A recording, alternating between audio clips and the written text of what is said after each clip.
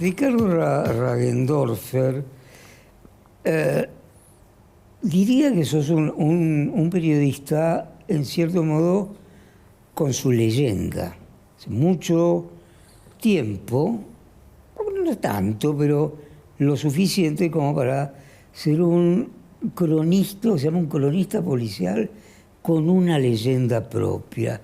Se trata de un estilo, se trata de una manera de hacer, se trata de haber metido la cuchara en determinados sitios.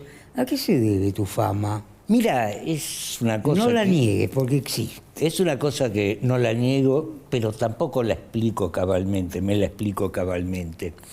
En ese sentido, yo diría que hay una constelación de factores, entre ellos la generosidad de mucha gente en considerar eso. Bueno, aceptemos. Pero es una constelación de factores y que tal vez tenga que ver con el hecho de que para mí el periodismo, o mejor dicho, la nota periodística, el artículo periodístico, yo soy un tipo que pertenece a la gráfica, si bien he hecho sin duda otros formatos. Sos un escritor, digamos. Cada texto, de algún modo, es el informe de una aventura. Es el informe de una aventura. En ese sentido, me voy a anteceder a la pregunta que me acabas de hacer, me voy a remontar a ciertas creencias que tengo sobre este oficio, en el cual, digamos, yo siempre me pregunto si la realidad imita la ficción o la ficción imita la realidad. Sí, hay que preguntarle a Oscar Wilde. No soy el primero ni voy a ser el último que se pregunta eso, porque es una pregunta incontestable. Claro. Pero sí sé una cosa, que ante todo la escritura es un acto de ilusionismo. Y en relación a esta pregunta que me hago... ¿Vos creés que la escritura es un acto de ilusionismo? Porque siempre puede ser una crónica estricta y en ese caso se parece mucho a la realidad. Una cosa, digamos, poco tiene que ver con la otra. Digo que es un acto de ilusionismo por la siguiente razón. Bueno, explícame. Cuando uno escribe una ficción, el truco consiste en hacerle creer al lector de que está leyendo algo que realmente sucedió. Claro. Y cuando uno escribe una crónica de la realidad, el truco consiste en hacerle creer al lector que está leyendo una novela. Un punto de arte. Y es algo así, Sin duda. Sí. De manera que hay arte en tu crónica larga, casi como los rollos de una de la Torá, que se van desenvolviendo con mucho arte y mucho pues, riesgo también, porque vos intervenís entre el delito, la policía, etcétera, etcétera. Sí, Eso con respecto fascinante. a la parte artística no sé de dónde me sale, porque yo en realidad, digamos, nunca tuve sueños de escritor en mi infancia y en mi adolescencia. Jamás pensé que me dedicaría a la escritura, ¿no? Que es una de las pocas cosas más o menos decorosas que hago. Pero no, ¿cómo? Claro. Antes de escribir mi primer artículo periodístico, creo que lo último que escribí antes de eso fue en la escuela Composición Tema La Vaca, y no saqué un 10, por cierto. Pero sin embargo, durante la dictadura yo viví algunos años en México y empecé a buscar laburo. Y fui a la redacción de la edición mexicana de la revista Interview, porque sabía que ahí laburaba un periodista argentino, que vos lo conocés muy bien, Carlos Ulanowski. Por supuesto, éramos como hermanos por entonces, y los dos nos fuimos por la misma razón. Exacto. Y bueno, a la semana publiqué mi primera nota, ¿no? Y recién en ese momento empecé a asimilar de que, digamos, tengo un destino periodístico, pero hasta ese momento podría haber sido periodista como plomero gasista, ¿no? ¿Y por qué te fuiste a México como exiliado? Porque yo en Argentina, antes de irme, tuve una militancia política, porque tenía muchos amigos que también la tuvieron, porque conocía cierta gente que desaparecía, que era secuestrada. Podías morir. Exactamente, exactamente. ¿Tenías indicios? Sí, lo suficientes. Los suficientes, además, en determinados círculos se manejaba más información que la que tenía la gente común, ¿no? Sobre la represión, sobre determinadas cosas que se ocultaban en ese momento.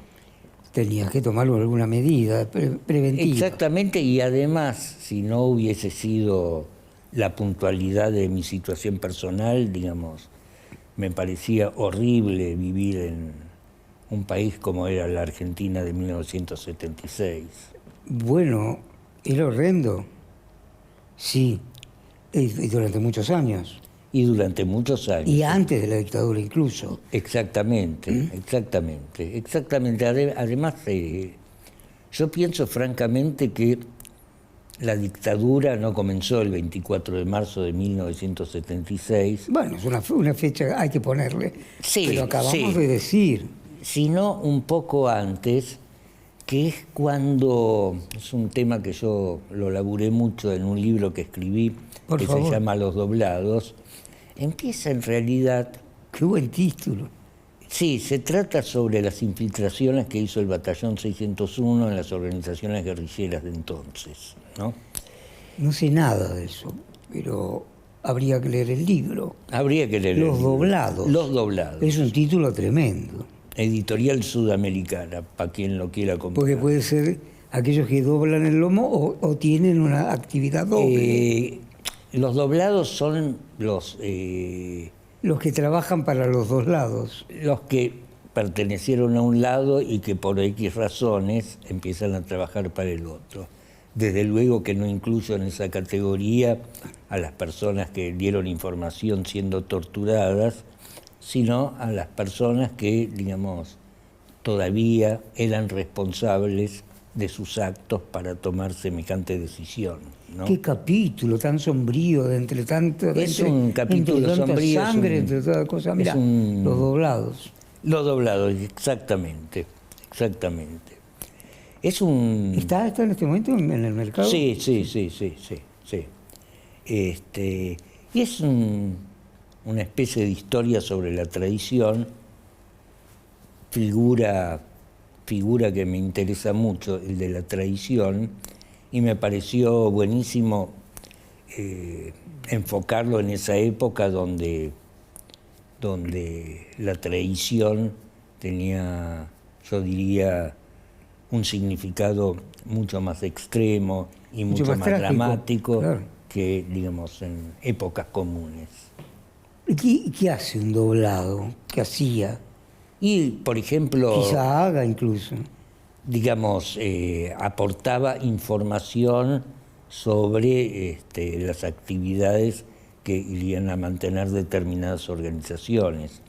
Por ejemplo, digamos, uno de los epígonos de esa actividad fue el famoso oso Ranier, que fue un tipo que... Para mí un desconocido. El oso Ranier era un tipo al que el Batallón 601 tenía infiltrado en el ERP. Y paradójicamente, fíjate vos, que uno supone que una especie de doble agente, y un doblado lo es, debe ser un cuadro político o un tipo muy hábil. Digamos, era una especie de lumpen, y únicamente estaba, ni siquiera entrenado, yo diría amaestrado, para ver y oír, sí, para ver y oír cosas que tal vez él no comprendiera. Solo tenía que contar lo que veía y lo que oía. Y además, digamos, tampoco era un tipo que dentro de la estructura del ERP tuviese cargos de responsabilidad, pero era chofer de logística, o sea, iba de un lado a otro y trataba a mucha gente, ¿no? El Oso Rañeres, por ejemplo, el tipo que cantó el ataque a fines de diciembre de 1975 al cuartel de Montechingolo. Existía la presunción de que ese ataque estaba cantado y efectivamente a través de la investigación... Sí, se esperaba que iba a haber un ataque. Los milicos sabían positivamente porque, digamos, contaban con los datos porque de un este doblado hombre, lo había informado. el Oso Rañer. Se sabía que estaba cantado y en la investigación que hice, a esa presunción, a esa conjetura, le pusimos nombre y apellido. ¿Qué historia impresionante? Sí, es una historia impresionante. ¿Y por qué una organización extrema, con una importancia enorme, supongo, con relación al secretismo, haya resuelto meter un topo tan básico como el que aparecía en ese momento? ¿Vos te referís a organización? Mirá, esto parte de una especie de error de apreciación. Indudable. Que consistía en lo siguiente. Santucho decía que, digamos, obviamente, la organización, obviamente el ERP como el PRT son infiltrables, pero al filtro o al doblado, eso se le iba a notar porque va a exhibir una moral distinta a la de los militantes revolucionarios. Craso error. Fue un craso error. Claro. Hubo tipos mucho más hábiles que el Oso Rañer que jamás fueron descubiertos. Pero, digamos, en ese tipo de errores que están emparentados con el voluntarismo y con determinados elementos de análisis para describir el ser humano demasiado rígidos como para moldarse a la realidad, está sembrado ese camino de errores. Caramba. Sí, y esos errores no sé si se pueden atribuir a toda una tragedia, pero es parte de la enorme hemorragia que pasó la Argentina. Exactamente por un lado, y segundo, digamos, las traiciones o las infiltraciones dentro de las organizaciones revolucionarias o dentro de las organizaciones de resistencia hacia alguna dictadura, digamos, son bastante comunes y son hasta una figura literaria. Por ejemplo, un gran libro que después se hizo una gran película, El Ejército de las Sombras, sí, de Joseph Kessel, y filmada creo en el año 69 por Jean-Pierre Melville con Simone Signoret, Jean-Pierre Cassel, etcétera, digamos, trata justamente sobre eso. Al revés debe haber ocurrido también. ¿Perdón? Debe haber ocurrido del mismo modo también. Exactamente. Estas organizaciones revolucionarias también habrían sido infiltrados. No, totalmente, y digamos, conozco casos y también los describo. Bueno, hagamos una pausa, respiremos. Vamos a cruzar el río con buquebús. Dale. Que nos sostiene aquí, ¿eh? Y siempre es grato.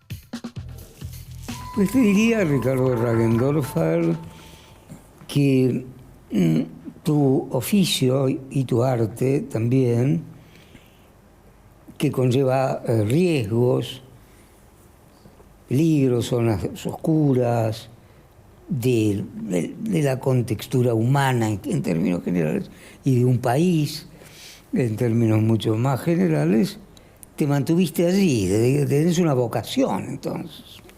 Sí, es una vocación que descubrí una vez que esa vocación se apoderó de mí. Generalmente uno dice, me gusta esto, voy a hacer tal cosa.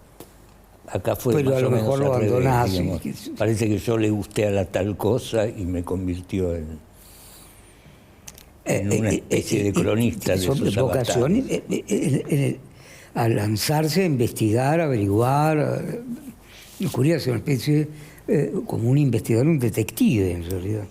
Sí, sí, más o menos porque... Más o menos. O sea, los detectives habitan en la novela negra, no habitan en la realidad. Afortunadamente. En realidad, nosotros los periodistas, lo que hacemos es, de algún modo, una investigación de la investigación. La investigación en sí no la podemos hacer porque carecemos de los elementos constitucionales como para hacer una investigación criminal. No podemos sí, el escritor de novela negra sí no que lo sabe porque los escribió él. No podemos entrar en algún lugar con una orden de allanamiento, ese tipo de cosas, ¿no? No podemos dialogar con alguien que no quiere largar información, ese tipo de cosas. Y en realidad hacemos una investigación de la investigación. Lo que pasa es que muchos colegas hacen una línea divisoria entre los investigadores oficiales del caso, ya sea la policía o el juez, y los, vamos a llamarlo así, los sospechosos, ¿no? Basando un poco en su laburo en la información que va proporcionando la policía y el juez. Sí. Y yo, digamos, doy, creo, un paso más, situando a la policía y al juez como uno de los tantos actores que conforma un elenco formado por los sospechosos, por la víctima, por los testigos, etcétera, etcétera, etcétera. No trazas una raya. No trazo una raya porque esa raya implica una confianza absoluta en los investigadores. Y en los jueces. Y en los jueces. Hace falta agregar que no confías, no tenés esa confianza. Por lo general no. ¿Puede ocurrir? Aunque hay jueces muy probos, aunque hay también policías muy probos, muy honestos, y también los hay quienes no son ni tan probos ni tan honestos. Y sí, es una gran cantidad de personas, y una seres humanos. Y una gran cantidad de intereses. De intereses. ¿Qué intereses? Intereses económicos, intereses delictivos. Hubo un juez, yo me acuerdo, que a mí me impresionó mucho cuando yo escribía La Bonaerense. Sí. Había un juez... Esto fue un éxito editorial. Sí. Yo lo leí con entusiasmo. Había un juez, Amílcar Vara, que terminó con un destituido por el encubrimiento que hizo de los autores de los secuestros de Miguel Brun. No sé si te acordás del caso de Miguel Brun, estudiante que desapareció. Sí. Y Andrés Núñez. Un poco borrosamente, pero lo recuerdo. Andrés Núñez, que fue el primer desaparecido en democracia. Era un albañil que lo mete en cana la brigada de la comisaría 3 y muere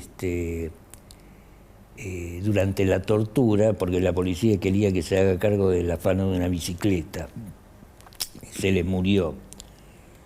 Y bueno, la sociedad muy sensible ante esa figura de la desaparición forzada Esto fue en el año 90, o sea, pocos años después de haber concluido la dictadura, puso al descubierto un entramado de circunstancias que convirtieron este caso en un caso testigo, y al juez Amílcar Vara en una especie de santidad del encubrimiento policial, ¿no? Es un tipo que yo lo laburé mucho en el libro sobre la bonaerense, claro, junto con Carlos Dutili. ¿Cómo lo definirías? ¿Cómo lo definirías? ¿Como una persona qué? ¿De qué modo? Digamos, lo que en la tumba se llama un amigo de la gorra. Ah, ¿era como un soplón de la policía? ¿Quién? ¿El juez? Sí. Sí, era un tipo que a cambio de determinada suma mensual, $20.000 mensuales, pago. el tipo encubría lo que sea.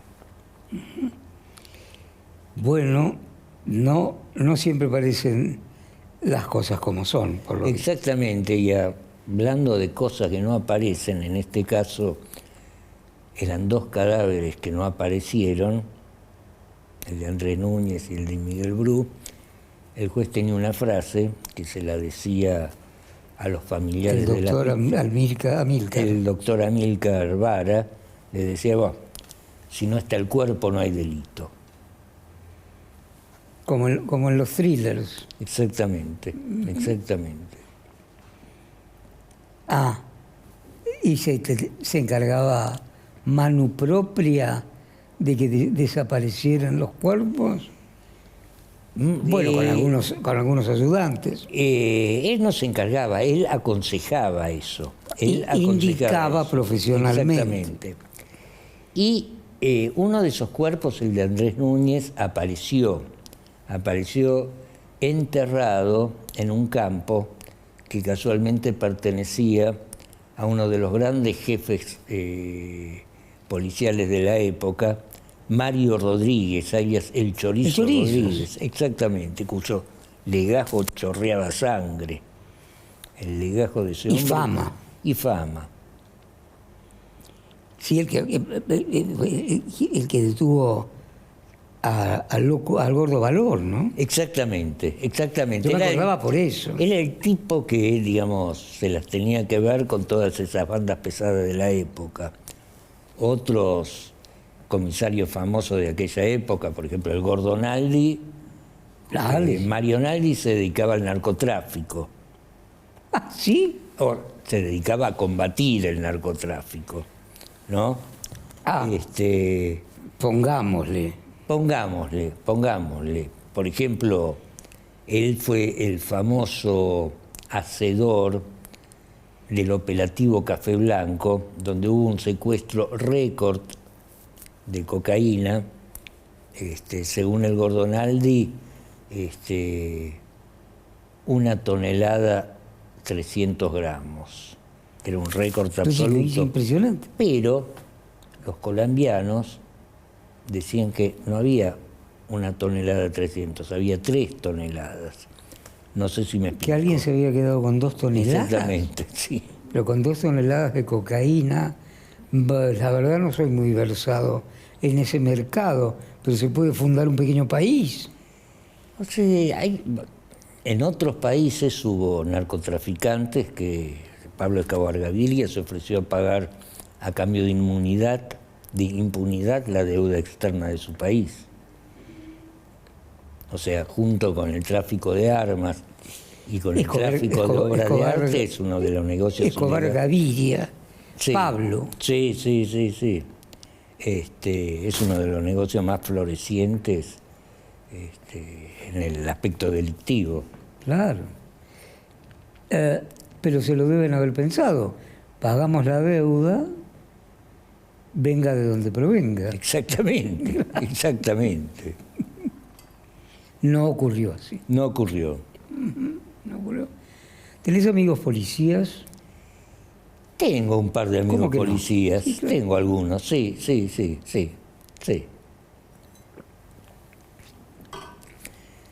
que por lo general son policías que tuvieron problemas con otros policías. Bueno, Conozco también tipos que, digamos, no tuvieron ningún problema y que fueron excelentes policías y llegaron bastante lejos. Por ejemplo, hace poco pasó a retiro uno de ellos, Marcelo Lejaibe, que era el director de Patrimonio Histórico de Interpol, que, digamos, labura con todo el tema del robo y la falsificación de obras de arte. ah, qué fascinante tema, ¿no? Claro, hay que saber de arte. Hay que saber de arte, hay que saber de arte.